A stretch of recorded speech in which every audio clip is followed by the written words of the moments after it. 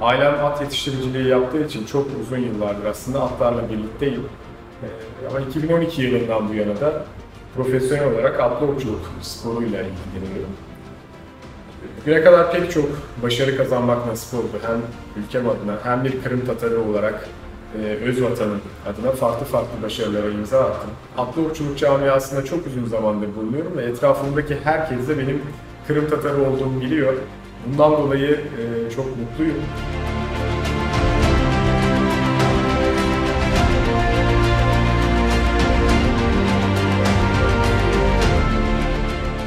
Kırım Tatarlığı benim için ilk başta sadece yemeklerimizde, türkülerimizde olan bir olguydu.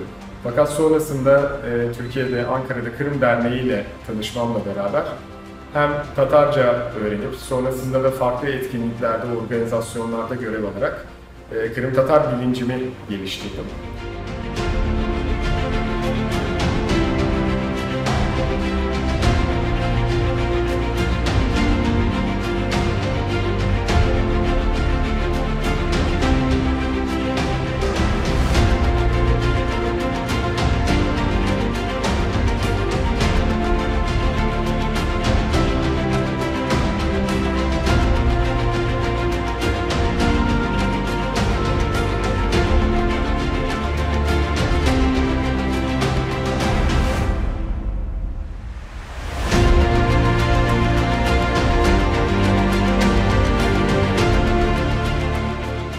Bundan sonraki hayalim benim hem buradaki gençleri yetiştirmek, hem ileride belki nasip olur Kırım'da bir atlı okçuluk okulu kurarak Kırım Tatarlarının da bu işte çok ileri seviyeye gidebileceğini göstermek.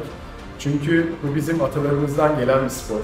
Bir futbol, bir basketbol değil, bizim aslında içerisinde olmamız gereken ve bizim aslında zirveye çıkarmamız gereken bir spor.